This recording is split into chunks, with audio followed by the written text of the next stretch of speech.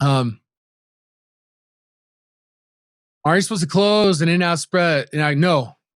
So if it's this is not an in-out spread, but in-out spreads, you're closing at 55% gain.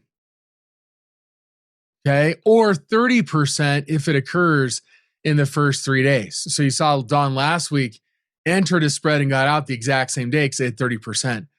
Someone today closing at 55%. So in-out spread. These are not in-out spreads. These are out of the money spreads, usually around a 40 delta. So again, we're usually looking for at least 70% return.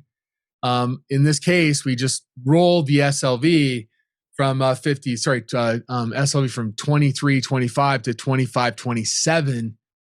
And but again, we're getting to that point where, we're not looking for it to get to 27. It could definitely get there. We talked about that last week. But again, with some bearish activity in AG today, would not be unreasonable to book some of those gains. Book some of those gains. Jonah says huge day for Ether. Yeah, we're coming up on the halving for Bitcoin. So if we look at /BTC, I mean, Bitcoin's up nicely today. Let's look at some of the mining stocks.